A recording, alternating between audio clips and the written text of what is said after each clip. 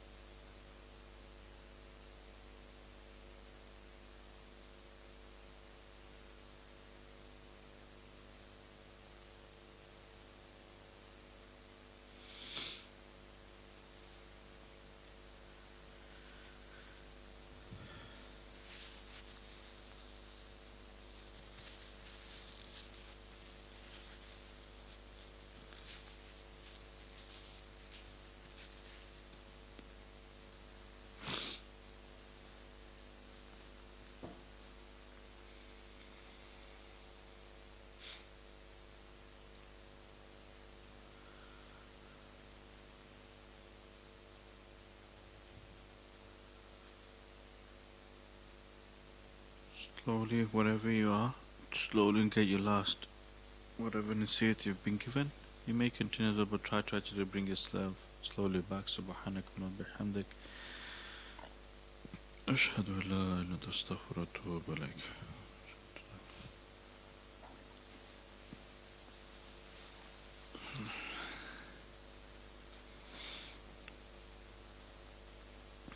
If there's anything you would like to actually then give any feedback or anything like that, then you may do so.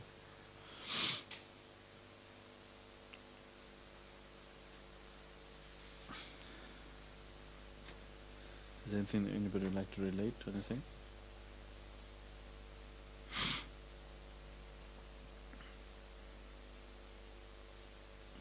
Yes, ma'am. Yes, of course, yes.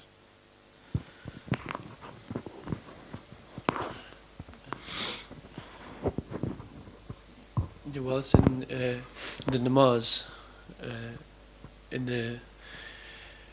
aside to do the spiritual, the salah, and yourself, you was present, and it was as though that we was in like a village, and it was a new sort of village, and there was the brothers there, and yourself, told me to, it was like, that yourself was in like one place, and the brothers they was like there, and then I was like the intermediate role between you and the actual brothers of start, and it was giving roles to certain brothers.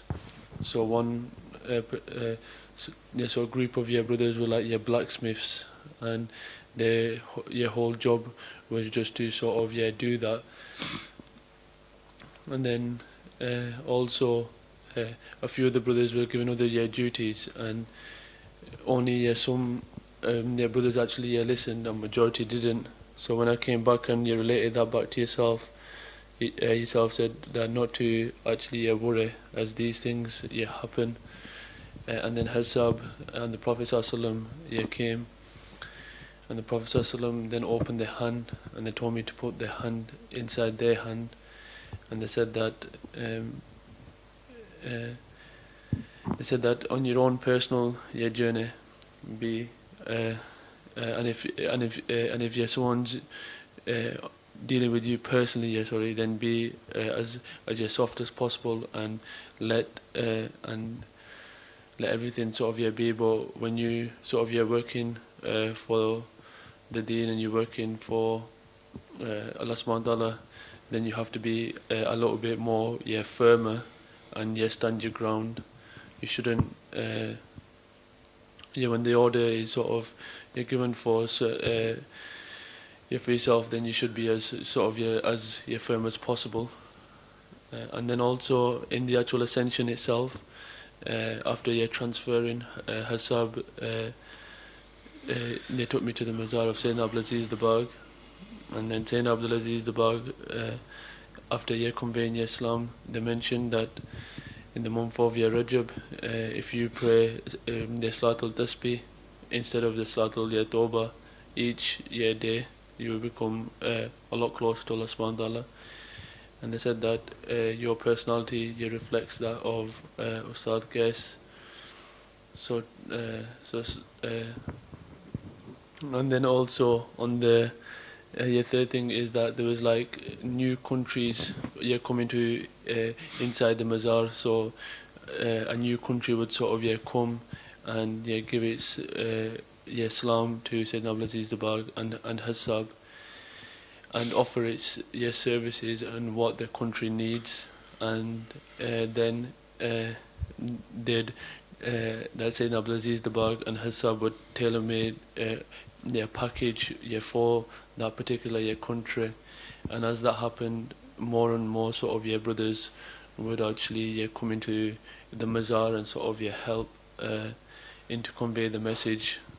And then from there we sort of shifted to Masjid al-Nabawi, where the Prophet ﷺ was there, and the Prophet ﷺ then mentioned that not only is your personality the same, that you'll have the same sort of life events as as your brother case, and they mentioned that what Sayyidina Abdul Aziz the Bagh, what my brother Abdul Aziz mentioned is true, that if you do the Salatul Tasbih, that you get closer to Allah subhanahu wa ta'ala, and then we will sort of you're taken up into the actual the heavens where the Ism Zat of Allah subhanahu wa ta'ala was there, and it was though that a voice sort of said that these Rajab Amals are extremely powerful, so just think and do,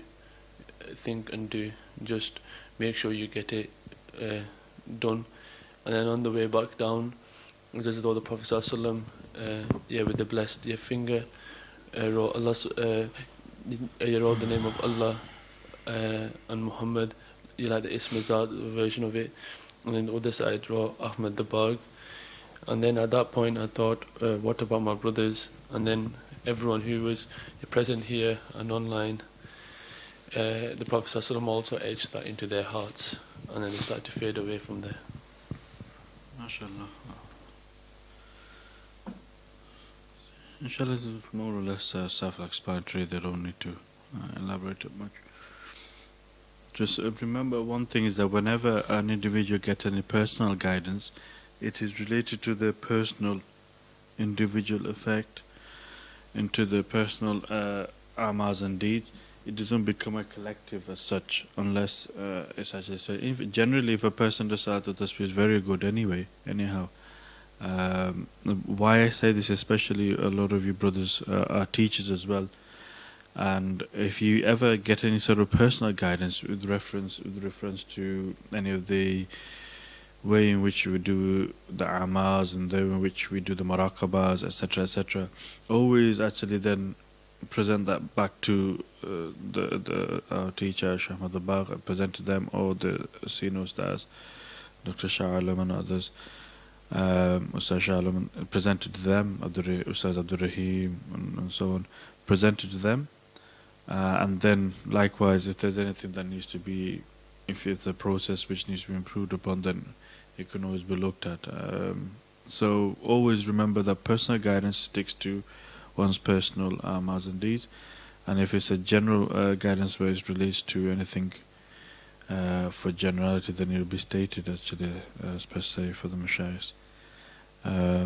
So whatever you have actually seen, alhamdulillah, there's not much that needs to be said, except that you'll, because you're part of the dawah and you're one of the dawah armies as well, and hence why you've been shown glimpses of parts of the future, what will happen, because it will happen. I can tell you that Brother Sajjad is here, is that they, in this building, I tell you, is that within I think 2000 and even before we came here, but 2005, 2006, I think Brother Shabir will probably even remember, we were all, when I talk like this, it sounds as if I'm getting very old now, but anyway, it's a glance for you, for example, new brothers and sisters who are coming, they're seeing that Hazrat Sahib is going to this country and that country, and now you're seeing how Pakistan is opening up, other countries are opening up.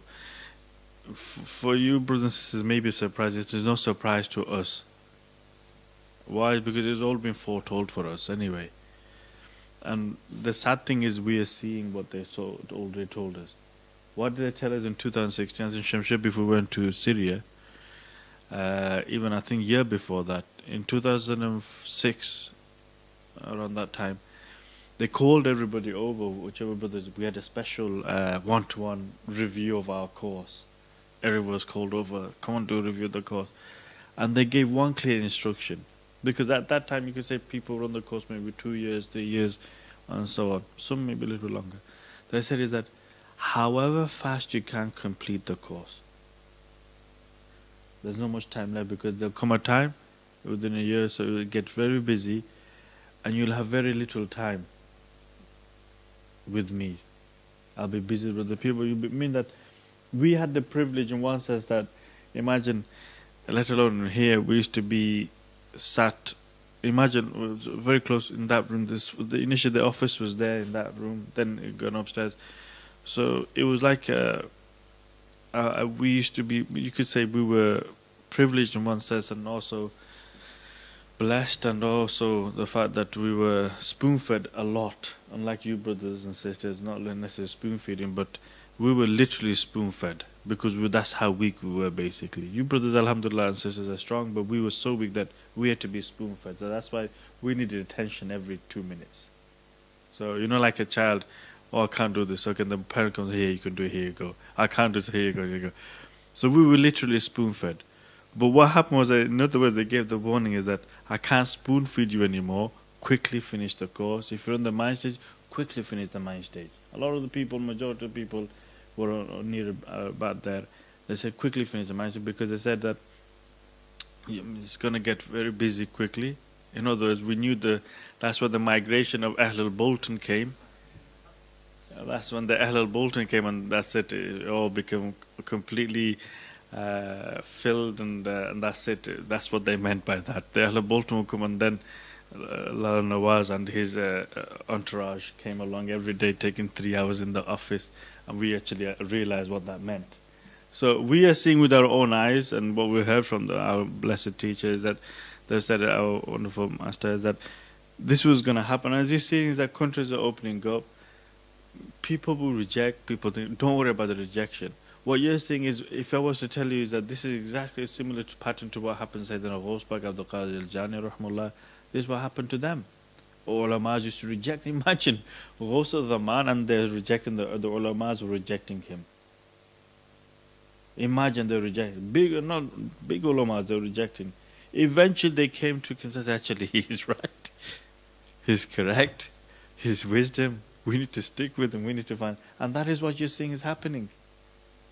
What you're saying is big ulamas now actually, because of what they are, they say it's not big, it is because when you know, reality is that when a person knows this is not any individual, this is something else, then even if they're really sincere, genuine, they'll say, my ilm is nothing in comparison to this person. My amal is nothing compared to this person. So this is just a personality. I'm saying is that don't be surprised. But also this is also a sign is that what are we, if the whole world is benefit, but I am at the doorstep and I'm not benefiting, there's something wrong there. So that's why I'm saying today, like Brother Umar mashallah did a talk on on Monday. Mashallah did a good job. Is that what I say to him is that, because he asked for some feedback, is that for our brothers and sisters it's very difficult sometimes to do the Monday gathering. Why? Because they already say we know this. It can be very difficult. It can be a personal challenge, because whatever you're going to say, you already know. I know that you know this. You already know this. What can I say? So I can't say anything that will make you change anything as such, really, per se. So only thing I can do is motivate you a little bit, encourage you. Other than that, I just get a stick out and say, you see this stick, I'm going to beat you up because I've been given permission. You know when you do prefects at school and the teachers give you control, say, right, you've got authority to give people attention, or you can let people come in and out. That's one thing we can't do that, though, obviously. So, in other words, is that it's very difficult. But when we all become in the mindset of I already know, then it's difficult. But if everyone came in the mindset of I don't know, then it's easy. And then say that, okay, whoever, because I am telling you is that if you are one of the trainers, if you're one of the teachers, that one should imagine there actually nothing inside. You've heard the stories. I say this to you many times. You've heard the stories of Sayyidina Abdul Barhullah and the Ahl Tasarruf, what they do that. You hear many times, isn't that shaitan can actually has such powers that he can send whispers over from one other side of the country if he wants to and influence a person, isn't it? You've heard that, yeah? He can influence. So you think that Allah subhanahu wa ta'ala, na'uzubillah min dhalik, is that Allah subhanahu wa ta'ala kind of favored his beloved friends to also influence people? Ponder on it. Is that, do you not think that they can also inspire people? If that's the case, is that brother who sits in front of that chair and is doing a response or doing a bayan or a speech or leading in prayer or doing dhikr or whatever, then try to actually negate any harboring of feelings or anything like that, and see is that maybe whatever there may be, but the mashayikh can influence that person and make him say something that will benefit me. Maybe one word or two words is sufficient to benefit you. And that's it. Maybe not everything, but something will be there that will benefit you, which might have helped you to remember something that the teacher has said or what you've read. So a person always benefits if he thinks and ponders that actually, yes, this will be refreshing. See it as an open mind and heart. You'll always benefit. You'll never lose out. Always. And irrespective if it's somebody who's like Brother Umair and others, etc., etc., whoever it is, just always be open-hearted and open-minded, and you will benefit. You will never deprive. And if you want to understand another way, I'll go back to the money issue, is that you've heard the hadith, haven't you, of the Prophet ﷺ regarding the Majlis of Dhikr and Nasiha. They're like gardens of paradise. You're eating, grazing in garden of paradise, isn't it? So you're already benefiting. Feel that breeze and feel the tranquility and feel the rahmah. Feel it once you sat there. Because it is if we are so engrossed in the daily chores and we can't make time for these gatherings, then what have we got time for?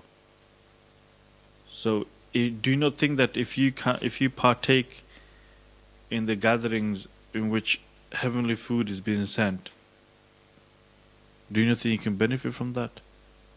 Of course you can. You will. Is there anything else anybody like to relate? Anything? Okay. That's fine. So, mashallah, Allah bless you and reward you. But also, let me tell you that try to actually, like what was said, do your stuff. But relating doesn't necessarily mean tell me what you've seen. Relating also means that tell me what you were struggling with. Tell me where you've not understood something. Tell me where the obstacles are, where your blockages may be, or where your difficulties are. That is also relating. And then one can actually get this, because by you remaining silent, well, especially when you go Dr. Shalom coming in and asking, is nobody relates anything. By you remaining silent, he's saying is that, Alhamdulillah, I am perfectly fine. If you're perfectly fine, then why not relating? For me, I'm telling you, for me, it should be every single one of you should have received something. That's what I'm looking at. Every single one of you should receive something, guidance, because by you remaining silent means that, Alhamdulillah, you've done exactly what you're supposed to do and you got something. That's what it means to me, when you remain silent. That's how maybe I'm saying it wrong, but I'm just saying. Or is that every single one of you didn't do anything. You just fell asleep. You see the polar axis, two polar axes. Either, Alhamdulillah, they reached where they're supposed to go, or unfortunately, they've actually. Now, how do I differentiate? Now, what's happening every week we come, the purpose of this is to actually do the Muraqba. And what happens is that I'm going away thinking either they have or they haven't. Either they have or they haven't. Either they have or they haven't. Which one is it?